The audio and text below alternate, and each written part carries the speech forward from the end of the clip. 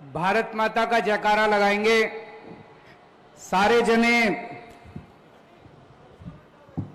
पूरे दिल से मुट्ठी बंद करके हाथ ऊपर करके जोर से बोलेंगे, भारत माता की इंकलाब इंकलाब, वंदे वंदे। हरियाणा के कोने कोने से आए हुए मेरे भाइयों बहनों, माताओं, बुजुर्गों, बच्चों, आप सब लोगों को अपने भाई, अपने बेटे का नमस्कार, सबको मेरा प्रणाम। सबसे पहले तो मैं उन 300 से ज्यादा शहीदों को नमन करता हूं। अभी हमने उनको यहां पे श्रद्धांजलि दी, लेकिन पूरे देश की तरफ से उन 300 लोगों की शहादत को नमन करता हूं, जिन्होंने किसानों के लिए संघर्ष करते करते खुशी खुशी अपनी जान गंवा दी।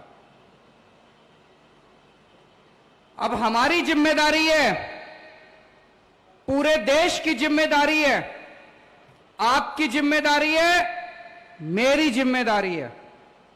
उनकी शहादत बेकार नहीं होनी चाहिए। अब अंत तक लड़ना है, लड़ोगे? अंत तक लड़ना है, उनकी शहादत बेकार नहीं होनी चाहिए। अभी पता चला कल रोहतक में इन्होंने किसानों पर लाठीचार्ज कर दिया। यह बड़ी गलत बात है। जिस देश के अंदर किसानों का सम्मान नहीं है, वो देश कभी प्रगति नहीं कर सकता। किसानों का साथ देना चाहिए सरकारों को कि किसानों के ऊपर लाठीचार्ज करना चाहिए। हम कड़ी निंदा करते हैं इसकी, और आज पूरे हरियाणा में बता रहे हैं किसानों ने चक्का जाम कर रखा है। हम किसानों के इस संघर्ष का समर्थन करते हैं। मैं अभी जब आया, मेरे को भी काफी टाइम लग गया, कई जगह से मेरे को घूम के आना पड़ा, लेकिन मेरे को कोई तकलीफ नहीं है। अभी मेरे को पता चला है कई सारी बसें, कई सारे लोग जो आज यहां सभा में आना चाहते थे,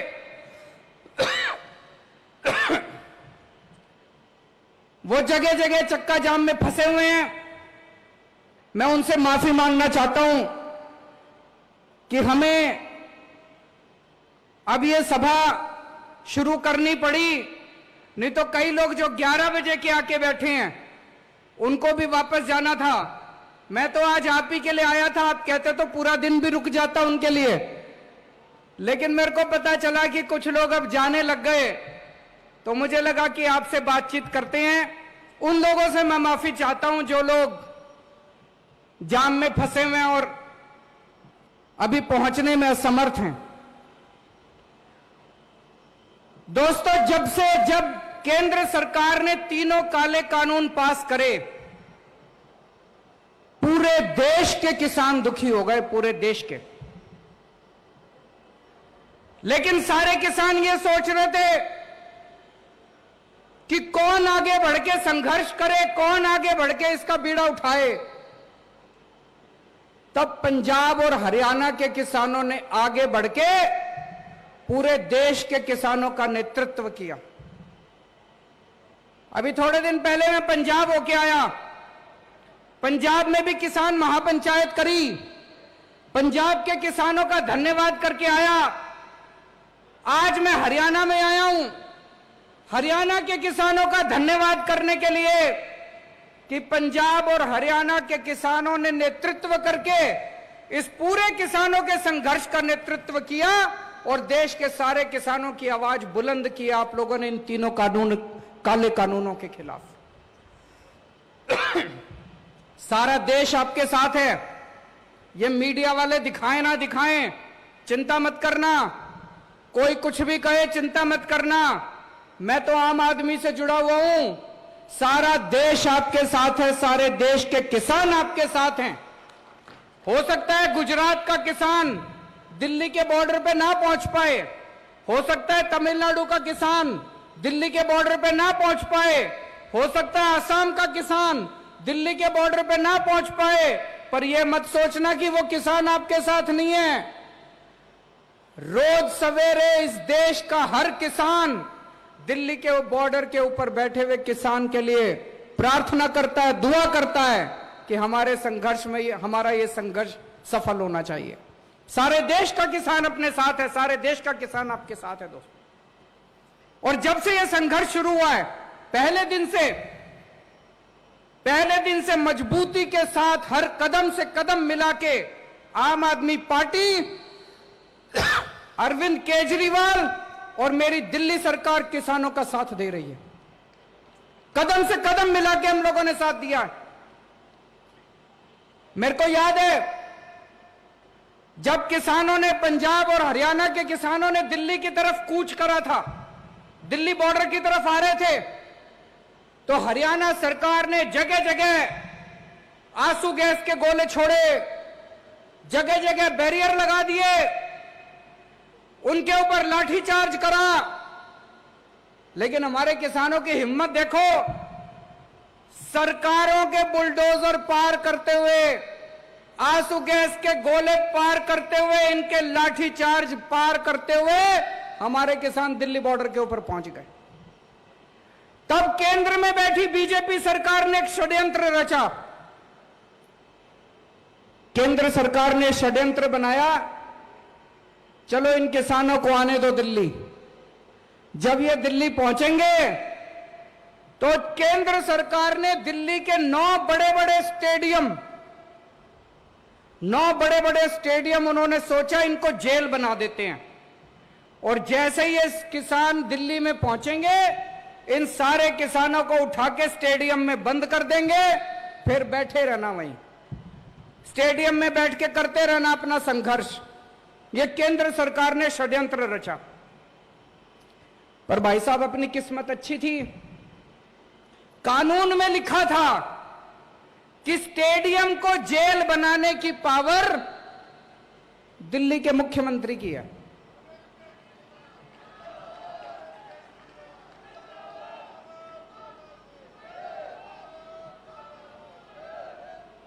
कानून में लिखा था कि स्टेडियम को जेल बनाने की पावर दिल्ली के मुख्यमंत्री की है।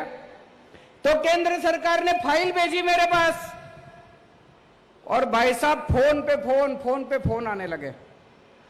इतना प्रेशर डाला इन्होंने, केंद्र वालों ने इतना प्रेशर डाला कि ये जेल बना दो, जेल बनाना बहुत जरूरी है, लॉ एंड ऑर्डर प्रॉब्लम हो जाएगी। धमकी भी दी उन्होंने मेरे को, तुम्हारी पावर खत्म कर देंगे, ये कर देंगे, वो कर देंगे। पर भाई साहब मैं नहीं माना, मैंने फाइल रिजेक्ट कर दी उनकी।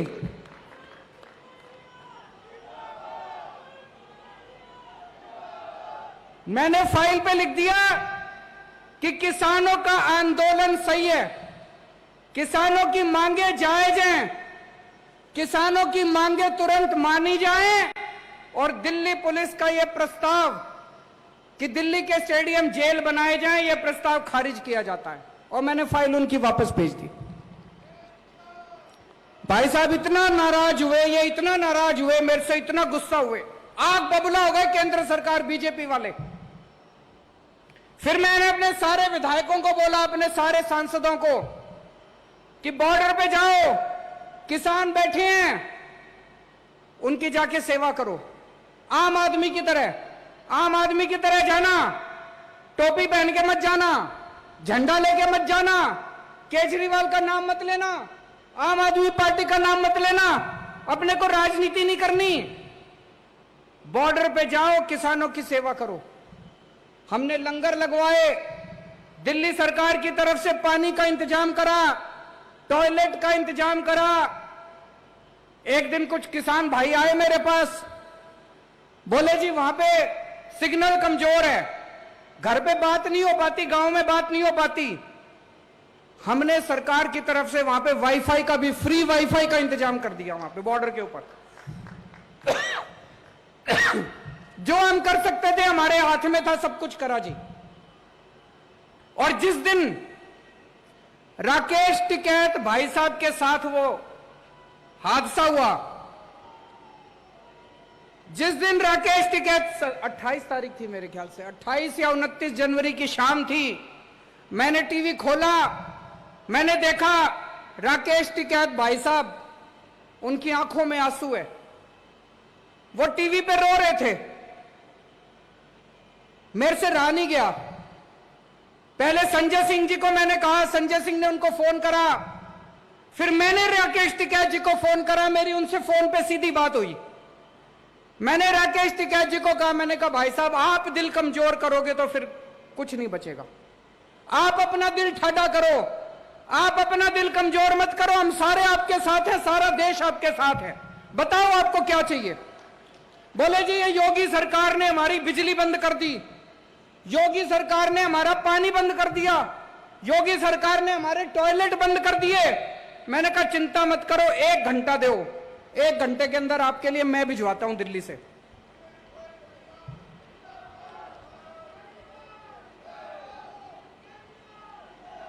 एक घंटे के अंदर हमने जनरेटर भिजवा दिए, बिजली का इंतजाम कर दिया, टॉयलेट का इंतजाम कर दिया, पानी का इंतजाम कर दिया, सारा इंतजाम कर दिया। और मुझे बड़ी खुशी है कि आज भी किसान आंदोलन 4 महीने के बाद जिंदा है। अभी भी वो कुछ नहीं कर पाए, इसी वजह से वो इतने परेशान हो रहे हैं मेरे से, इसी वजह से इतने नाराज हो रहे हैं। और अब वो संसद के अंदर एक बिल लेके आए हैं केजरीवाल को सजा देने के लिए। बहुत बड़ा खामियाजा भुगता है हमने, किसान आंदोलन का समर्थन करने के लिए वो अब हमें सजा दे रहे हैं। वो एक कानून लेके आए, कानून पास कर दिया संसद ने कि दिल्ली के अंदर चुनी हुई सरकार, चुने हुए मुख्यमंत्री की कोई पावर नहीं होगी, सारी पावर लेफ्टिनेंट गवर्नर की। भाई साहब इसलिए आजादी की लड़ाई लड़ी थी क्या? आजादी की लड़ाई लड़ी थी कि देश आजाद होएगा, जनता की ताकत होएगी, जनता वोट डालेगी, वोट डाल के अपनी सरकार चुनेगी, सरकार जनता के लिए काम करेगी। अरे ये कैसा कानून कि जिस सरकार को जनता ने 70 में से 62 सीट दी, 70 में से एक बारी 67 सीट दी, उस सरकार की कोई पावर नहीं और तुम्हारे लेफ्टिनेंट गवर्नर की सारी पावर। संसद के अंदर जब ये बिल पे चर्चा हो रही थी, सुशील गुप्ता जी वहीं बैठे थे संसद में, बीजेपी के एक एक सांसद ने खड़े होकर बोला केजरीवाल ने किसानों का समर्थन किया था, इसलिए केजरीवाल को सजा दे रहे हैं हम लोग। सुन लेना आप YouTube के ऊपर, सोशल मीडिया पे सुन लेना इनके बीजेपी वालों के भाषण। बीजेपी वाले संसद में खुलेआम बोल रहे थे, चैलेंज कर रहे थे कि दिल्ली के मुख्यमंत्री ने किसानों का समर्थन क्यों करा, दिल्ली के मुख्यमंत्री ने किसान आंदोलन का समर्थन करा, इसलिए केजरीवाल को यह सजा दी जा रही है। मैं उनको कहना चाहता हूं, हमारे 300 किसान भाइयों ने शहादत दे दी, अपनी जान दे दी। इस किसान आंदोलन के लिए अगर केजरीवाल की जान भी चली जाए,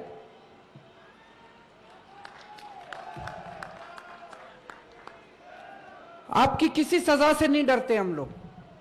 आज ये जो किसान आंदोलन है, हर भारतवासी का फर्ज है, हर देशभक्त का फर्ज है, जो कहता है मैं भारत से प्यार करता हूं, उसका फर्ज है कि किसान आंदोलन का साथ दे। जो आदमी किसान आंदोलन के साथ है वो देशभक्त है, और जो आदमी किसान आंदोलन के खिलाफ है वो गद्दार है, वो देश का गद्दार है।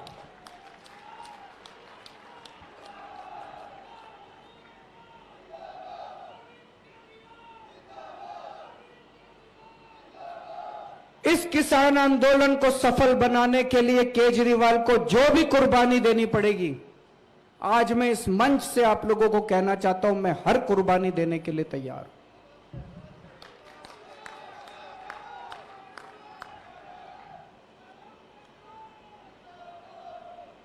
अभी परसों में सुशील गुप्ता जी से मेरी फोन पे बात हो रही थी। इन्होंने बताया जी गांव गांव में जा रहे हैं इसकी तैयारी, आज इस महापंचायत की तैयारी करने के लिए।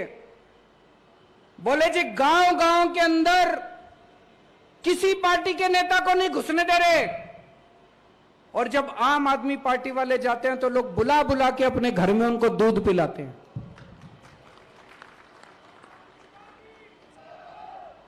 जिन गांव के अंदर दूसरी पार्टी के नेताओं का घुसना मना है, जिन इलाकों के अंदर दूसरी पार्टी के नेताओं को दौड़ा दौड़ा के भगाया जा रहा है, वहां पे आज आम आदमी पार्टी के कार्यकर्ता को इज्जत बख्शी जा रही है। पूरे देश के अंदर आज सब लोग एक ही बात कह रहे हैं कि आम आदमी पार्टी किसानों की पार्टी है। अगर किसानों का कोई भला सोचता है तो आम आदमी पार्टी सोचती है। मेरे लिए यह सबसे खुशी की बात है, मेरे लिए यह बड़े सम्मान की बात है। इससे बड़ा मेरे को और मेडल नहीं चाहिए कि आज किसान मेरे को अपना छोटा भाई मानते हैं, आज किसान मेरे को अपना बेटा मानते हैं, आज किसान मेरे अंदर अपना हितैषी देखते हैं। मेरे लिए इससे बड़ी बात नहीं हो सकती दोस्तों। इसकी जो सजा देना चाहती है केंद्र सरकार मेरे को सजा दे, मेरे को इसकी कोई परवाह नहीं है।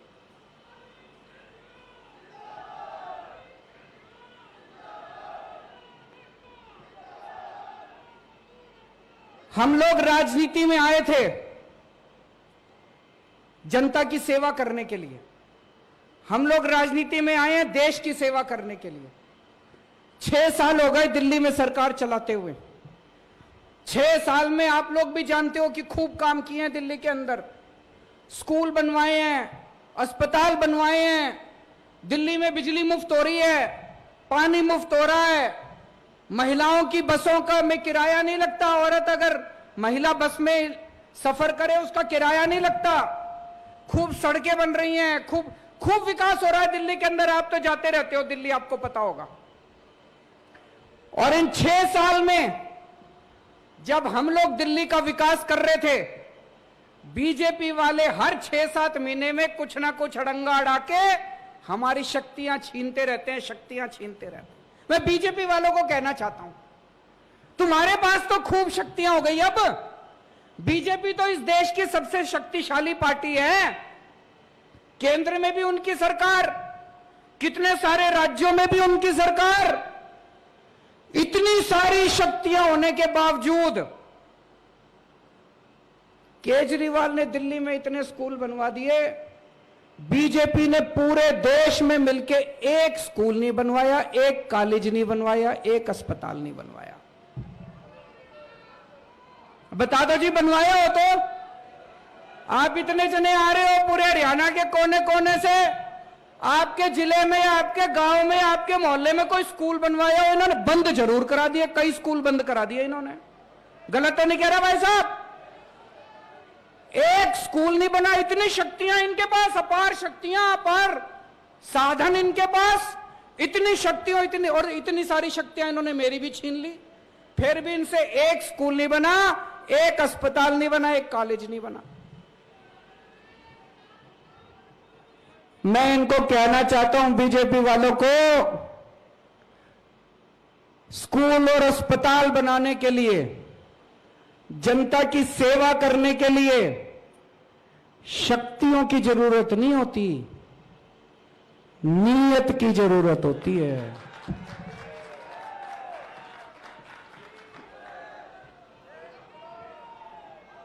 तुम्हारे पास शक्तियां तो बहुत है, तुम्हारी नीयत खराब है। केजरीवाल के पास शक्तियां नहीं है, हमारी नीयत साफ है। तुम हमारी जितनी मर्जी शक्तियां छीन लो, ये दिल्ली के अंदर स्कूल बने थे और बनते रहेंगे, दिल्ली के अंदर अस्पताल बने थे और बनते रहेंगे।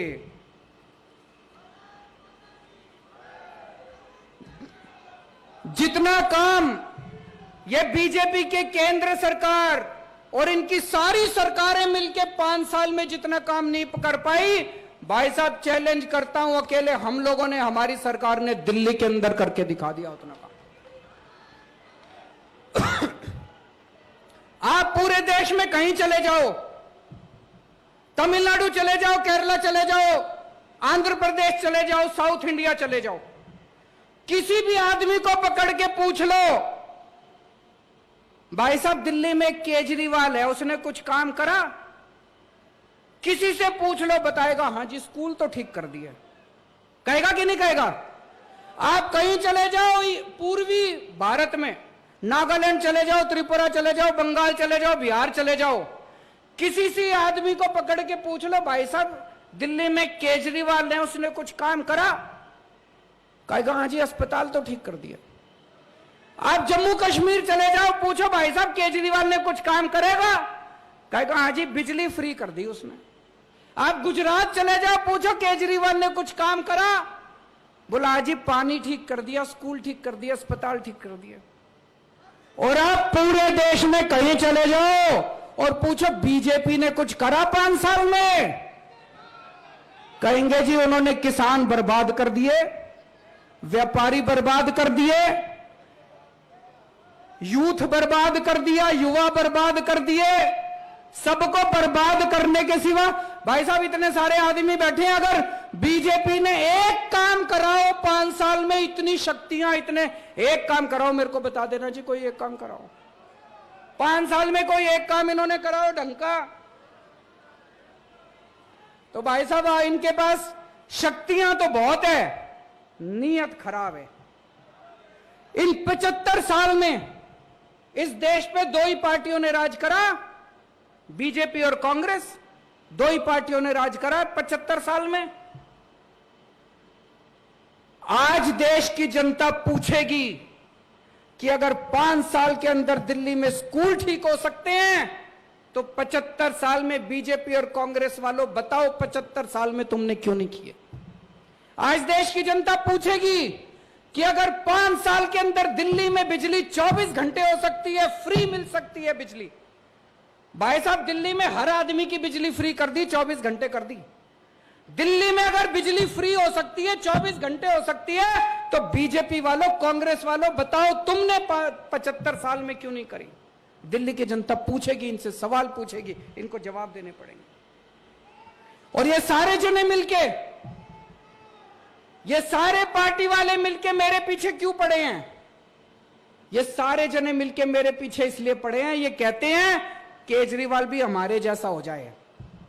इन्होंने 75 साल में सारे नेताओं ने, सारी पार्टी वालों ने मिलके केवल अपने घर भरे हैं, अपने घर भरने के सिवा कुछ नहीं करा।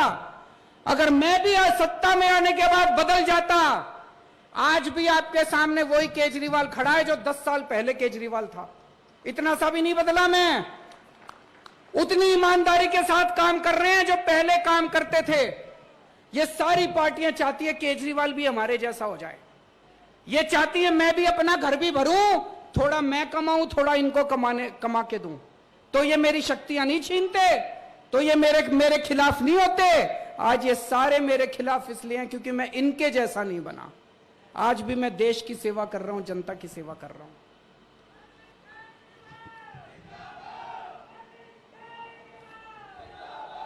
भाई साहब छोटे बच्चे होते थे हम, मास्टर पढ़ाया करता था कि दुनिया में 3 किस्म के देश होते हैं, विकसित देश, डेवलप्ड कंट्री, जो अमीर देश होते हैं, विकासशील देश, डेवलपिंग कंट्री, और अविकसित देश, जो देश विकसित नहीं है। तो बचपन में पढ़ा करते थे भारत विकासशील देश है, तो मास्टर से पूछते थे जी हमारा देश विकासशील है तो ये विकसित कब बनेगा, ये अमीर देशों की कैटेगरी में कब आएगा? तो मास्टर कहता था 5-10 साल में आ जाएगा। भाई साहब 40 साल तो हो गए, सारी पार्टियां आली, सारी पार्टियां चली गई। आज भी जो बात मास्टर मेरे को पढ़ाता था मेरे बेटे को पढ़ाता है। आज भी मेरे बेटे को कहते हैं भारत विकासशील देश है, कब होएगा विकसित? 5-7 साल। ऐसे यूं नहीं होने वाला, इन पार्टियों के भरोसे नहीं होने वाला दोस्तों। मेरी जिंदगी का तो एक ही सपना है, अपने जीते जी भारत को दुनिया का नंबर 1 देश बनाना है।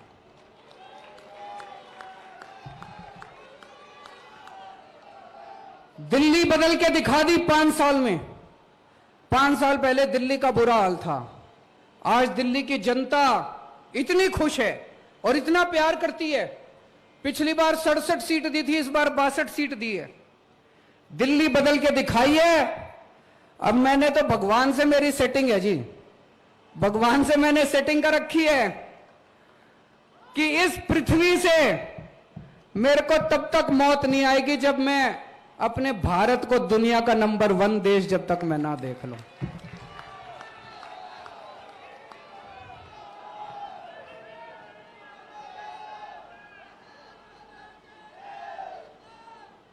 और यहां जितने किसान भाई आए हैं, उन सारे किसान भाइयों को मैं कहना चाहता हूं, ठाडे रहना, चिंता ना करना। दिल्ली में थारा छोरा बैठा है सीएम।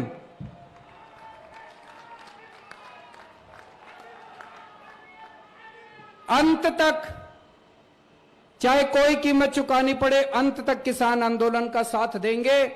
और दोस्तों, मेरा दिल कहता है समय लग जाए, लेकिन किसानों की मांगों के सामने, किसान आंदोलन के सामने बीजेपी को झुकना पड़ेगा, केंद्र सरकार को झुकना पड़ेगा। इनका गरूर खत्म होगा।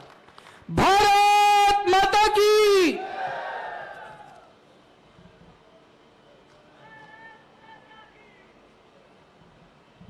भारत माता की।